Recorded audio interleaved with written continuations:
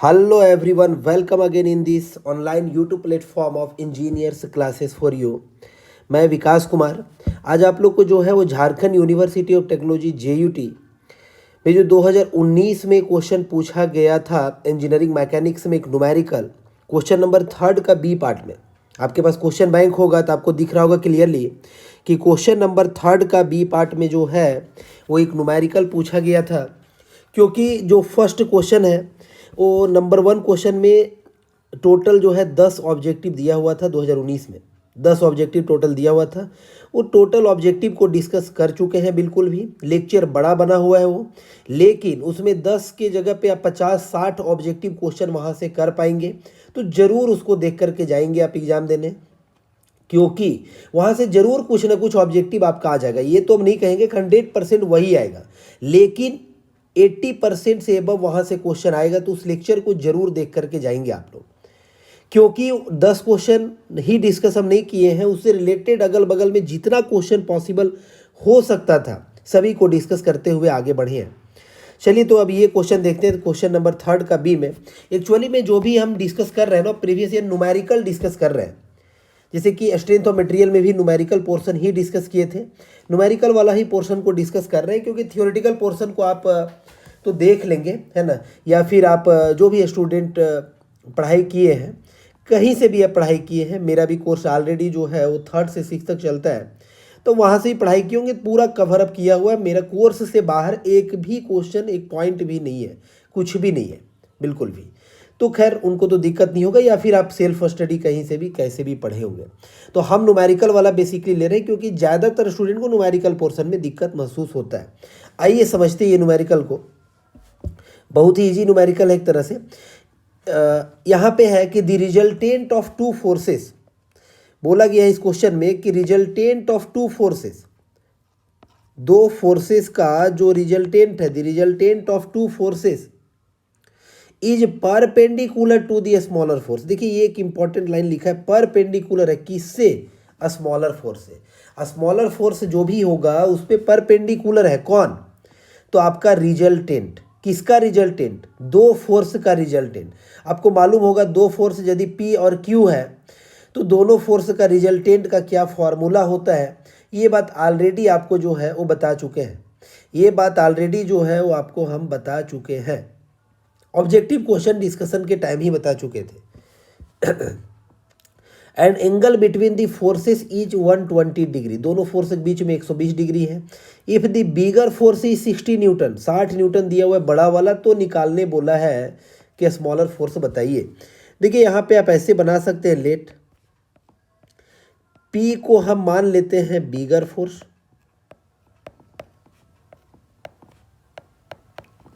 और मान के चलिए Q एक मान लेते हैं, उसको मान लेते हैं स्मॉलर फोर्स। Q को क्या मान लिया? Smaller force. R एक मान लेते हैं, इसको मान लेते हैं रिजल्टेंट। R मतलब रिजल्टेंट फोर्स, कोई दिक्कत नहीं है। दिया हुआ है कि Q के साथ जो है यानी R perpendicular to Q, R perpendicular to Q, R perpendicular to Q, क्योंकि स्मॉलर फोर्स के साथ ही परपेंडिकुलर है। तो खैर इस तरह से चीज़ें दिया हुआ है। अब देखिए इसके लिए एक हम डायग्राम ऐसे ड्रॉ करें, तो डायग्राम कैसे ड्रॉ हो सकता है? तो एक मान के चलिए P फोर्स बना दिए, ये P फोर्स है ना, इसका वैल्यू ही गिवन है, कितना है? 60 न्यूटन गिवन है, और दोनों के बीच में 120 डिग्री का एंगल बन रहा है। तो ऑब्वियस है जो Q होगा हम इसको इधर बना सकते हैं, और दोनों के बीच में आप एंगल को देखें तो एंगल हम यहाँ पे बना दिए 120 डिग्री, 120 डिग्री, 120 डिग्री। अब ये दोनों का जो रिजल्टेंट फोर्स है, ये दोनों का जो रिजल्टेंट फोर्स है उसका बात दिया हुआ है। रिजल्टेंट क्या है? तो 90 डिग्री पे है, रिजल्टेंट जो है वो 90 डिग्री पे है। ठीक है, तो रिजल्टेंट को हम अभी बना देते हैं ऐसे, पैरेललोग्राम तो बनेगा ही यहाँ।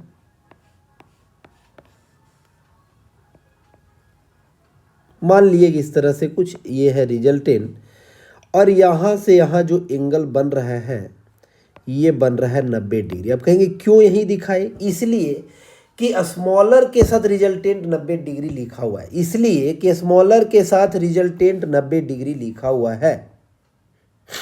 बात को समझिए प्यारे आप लोग, ठीक है। तो ये कुछ कहानी है, इस तरह से है। तो यहाँ पे बोला है कि बताइए कि Q का वैल्यू कितना होगा। Q का वैल्यू पूछा गया है कि कितना होगा। हम आपसे पूछे कि रिजल्टेंट और बिगर फोर्स जो आपका 60 न्यूटन है उसके बीच में कितना एंगल होगा। तो आपका जवाब होगा सर, मान के चलिए इसको अल्फ़ा मान ले तो हम 120 माइनस 60 डिग्री कर सकते हैं, और 120 माइनस 60 डिग्री करेंगे तो 60 डिग्री ही आएगा। Oh sorry sorry sorry sorry so sorry dear, 120 minus 90 degree कितना डिग्री करेंगे, 120 माइनस 90 डिग्री, और ये जो वैल्यू आएगा ये आएगा 30 डिग्री। कितना आएगा, 30 डिग्री। तो 30 डिग्री का एंगल जो है वो बिगर फोर्स और रिजल्टेंट के बीच में है, और स्मॉलर फोर्स और रिजल्टेंट के बीच में 90 और 30 को जोड़ेंगे तो दोनों के बीच में एंगल जो है 120 डिग्री आएगा, जो कि दिया हुआ है। उम्मीद है कि यहाँ तक दिक्कत नहीं आ रहा होगा। अब चलते आगे, हम आपको एक चीज़ यहाँ बताते हैं, बताते हुए ही आगे बढ़ेंगे। रिजल्टेंट से रिलेटेड इंफॉर्मेशन आपको बता दिए है।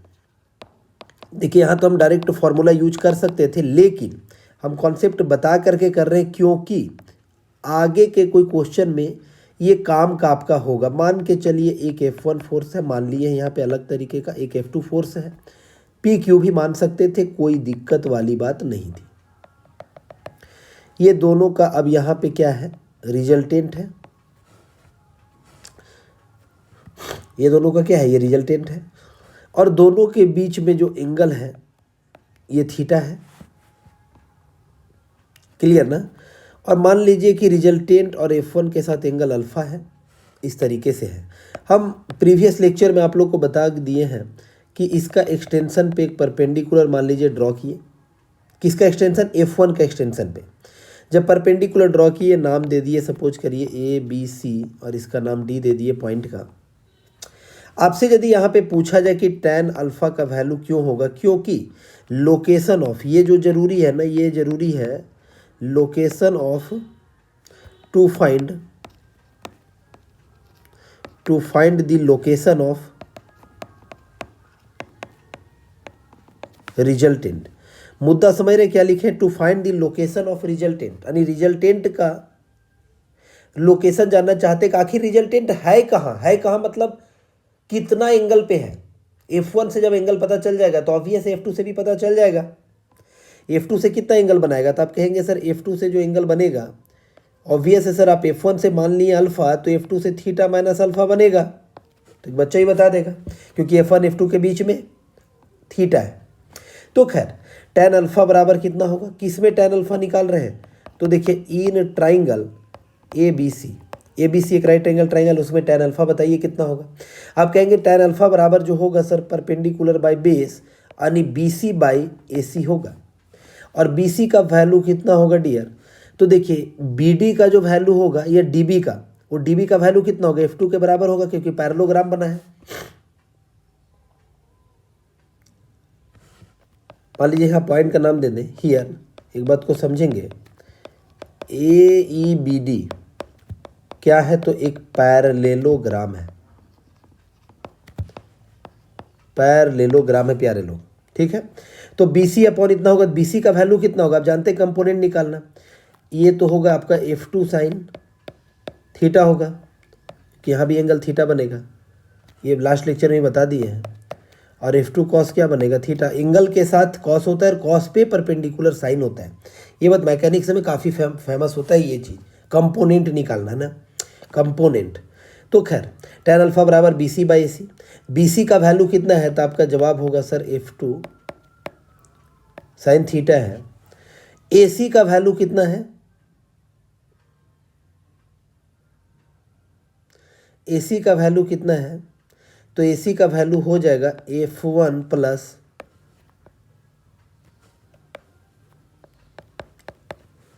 F1 plus F2 cos theta. इस तरह से अल्फ़ा यदि आप यहाँ से निकालेंगे तो tan इन्वर्स कितना होगा, तो आप कहेंगे tan इन्वर्स होगा F2 sine theta divided by F1 mine plus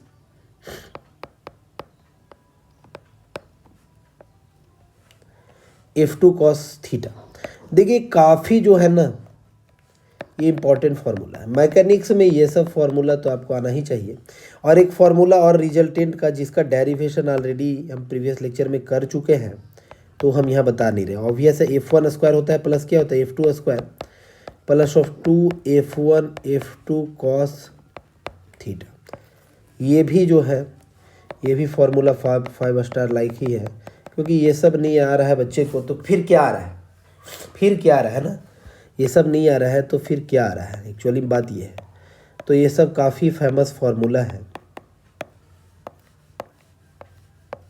जो भी है, दो फोर्सेस के लिए होता है, PQ फोर्स हो या F1 F2 या जो भी हो, ठीक है। तो खैर ये सब आप देख पा रहे हैं कैसे निकलता है। अब देखिए यहाँ पे ना इस न्यूमेरिकल में ज़रूरत है, एक्चुअली में इस न्यूमेरिकल में हम यहाँ कॉन्सेप्ट आपको बता रहे थे, इस न्यूमेरिकल में ज़रूरत है। अब ये न्यूमेरिकल में क्या हमारे पास कि यहाँ पे आप कहें तो हाँ अल्फ़ा है, अल्फ़ा है ना, एक पी के साथ एंगल है। ज़रा यहाँ देखिए ध्यान से इस फॉर्मूला को, अल्फ़ा फार्मूला का ध्यान से देखिएगा तो अल्फ़ा एंगल F1 के साथ है।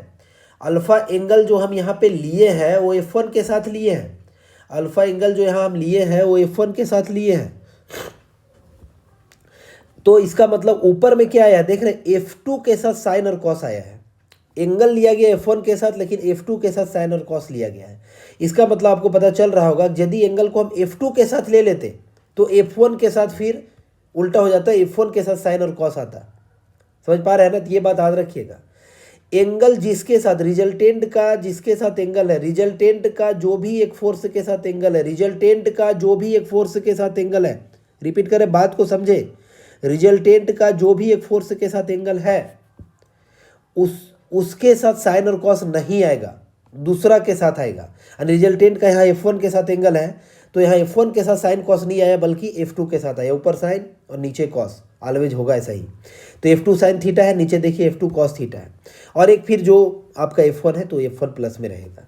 तो इस तरीके से चीज़ों को लर्न रखेंगे। अब हम इस क्वेश्चन पे लौटते हैं फिर से। तो यहाँ पे इतना बात दिया हुआ था कि एंगल वेंगल ये सब दिया हुआ है। अब हम कह सकते हैं tan अल्फ़ा बराबर V0, मान लीजिए आप जान रहे हैं ना, तो V0 tan अल्फ़ा बराबर क्या लिखते हैं उसके अकॉर्डिंग।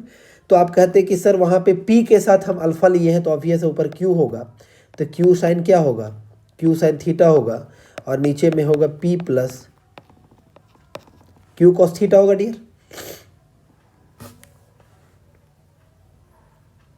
क्योंकि P के साथ अल्फ़ा है तो Q होगा ऊपर, अभी वही बता रहे थे, ऐसा होगा। यहाँ से आप वैल्यू को रखेंगे जो नोन है, तो आप कहेंगे सर tan अल्फ़ा तो नोन हो गया 30 डिग्री है, बराबर Q, अरे Q तो फाइंड करना है तो Q कहाँ से दिया रहेगा, साइन 120 डिग्री है ये दिया हुआ, और डिवाइडेड बाय P तो दिया हुआ है 60 न्यूटन, और प्लस में Q है कॉस 120 डिग्री। देखिए आप ना जानते हैं, या तो कैलकुलेटर से डायरेक्ट लिख सकते हैं, 120 डिग्री का निकालेंगे तो ऑब्वियस है कितना होगा, साइन 90 प्लस 30 डिग्री, और 90 plus 30 degree first second quadrant में होगा, तो सेकेंड में साइन कॉसेक पॉजिटिव होता है, और 90 है तो इसलिए चेंज करेगा रेशियो, तो साइन का क्या होगा कॉस, तो कॉस कितना डिग्री हो जाएगा 30 डिग्री, कॉस 30 डिग्री हो जाएगा, एशियन हो कॉस 30 डिग्री हो जाएगा। या फिर कॉस 30 डिग्री ना लिख करके आप चाहें तो लिख सकते हैं साइन 60 डिग्री। साइन 60 का भी वैल्यू यही होता है जो कि कॉस 30 का वैल्यू होता है, और इसका वैल्यू कितना होता है, √3/2 होता है। एंड जो है ऐसे ही आप निकालिएगा कॉस 120 डिग्री का, तो अब ये सब क्या लिखिएगा, cos 90 plus 30, 90 plus 30 second quadrant में, सेकेंड में कॉस नेगेटिव होता है इसलिए माइनस साइन 30 डिग्री होगा, माइनस साइन 30 डिग्री होगा। या फिर इसी को आप दूसरे तरीके से भी लिख सकते हैं, minus cos 60 degree, minus cos 60 degree भी लिख सकते हैं। इसका वैल्यू कितना होगा, माइनस हाफ होगा, माइनस हाफ होगा, इसी नो। अब मुद्दा को जान रहे हैं, -30 डिग्री माइनस cos 60 डिग्री बराबर है ना। चलिए, तो यहाँ से अब आप कैलकुलेटर से कर सकते हैं tan 30 का वैल्यू। तो खैर tan 30 का वैल्यू तो आप सभी बच्चे को याद होगा, tan 30 का वैल्यू सभी को याद होगा। जिनको पता ना हो तो हम बता दें कि tan 30 का वैल्यू कितना होगा। आसान तरीका ये होता है, sin 30 लिख दीजिए और cos क्या लिख दीजिए, 30 लिख दीजिए। sin 30 का वैल्यू कितना होता है, हाफ होता है, और cos 30 का कितना होता है, √3/2 होता है। ठीक है ना बाबू। तो यहाँ से ये बताइए कितना आएगा। तो आप कहेंगे सर 1/√3 आएगा, क्योंकि 2 और 2 कट जाएगा। एस या नो, 2 और 2 कट जाएगा, तो 1/√3 होता है ना, 1/√3 होता है। और आपको मालूम होगा कि tan 60 डिग्री का वैल्यू √3 होता है। तो 1/√3 यहाँ पे लिख सकते हैं, बराबर क्यू को क्यू ही लिखे, इंटू साइन 120 का वैल्यू लिख दिए हैं √3/2, तो √3/2 लिख सकते हैं, और 60 प्लस लिख सकते हैं क्यू। अच्छा, माइनस हो जाएगा यहाँ पे, तो माइनस कर देते हैं, यानी कि -Q/2 भी कर सकते हैं, 1/2 आया तो। अब यहाँ से इसको जैसे भी सिंप्लीफाई अप करें हो जाएगा 1 कितना होगा, √3 बराबर 2 कट ही जाएगा आपका, ऊपर में क्या बचेगा, √3 Q√3, और नीचे में क्या होगा, 120 माइनस Q। यहाँ से जब आप सिंप्लीफाई करेंगे तो कितना होगा, इसको आप 120 माइनस क्या लिखेंगे, Q is equal to √3 into √3 कितना होगा, 3 हो जाएगा, तो 3Q हो जाएगा, इज इक्वल टू कितना होगा, तो आपका 4Q हो जाएगा, इधर जाएगा तो 4Q बराबर 120 डिग्री, 120 डिग्री नहीं 120, Q बराबर कितना होगा, तो 120/4 यानी 30 Newton. 30 Newton is your answer, 30 Newton is your answer. समझ में आ रहा है ना, 30 Newton is your answer. 30 Newton जो आएगा वो आपका आंसर आएगा।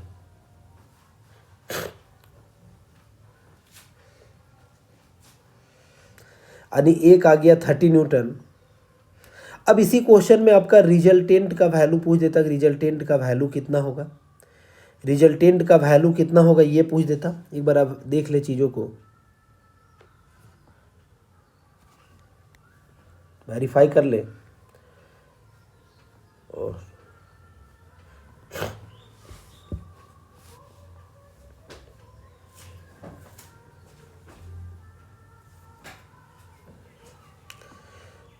अब इसी में यदि रिजल्टेंट पूछ देता तो क्या करते हैं, तो आप कहते हैं सर रिजल्टेंट का फॉर्मूला हम लगा करके इजली जो है वो फाइंड आउट कर लेते, है या नहीं, इजली जो है वो फाइंड आउट कर लेते।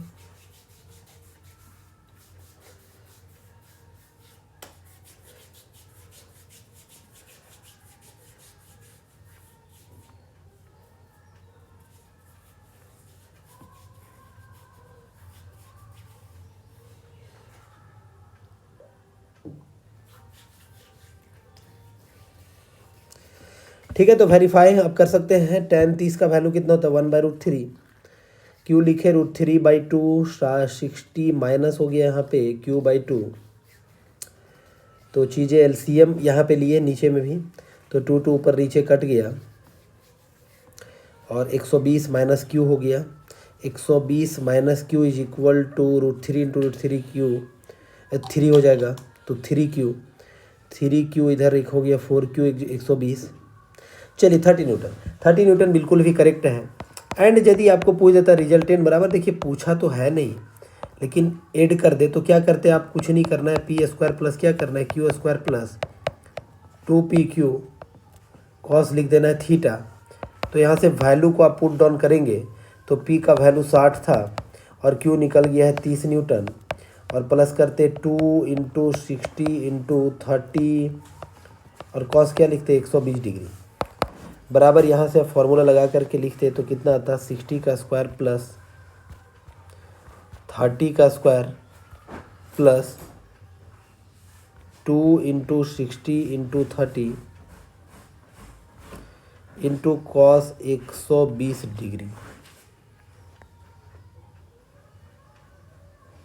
तो ये वैल्यू निकल करके आ रहा है लगभग 51.96 न्यूटन।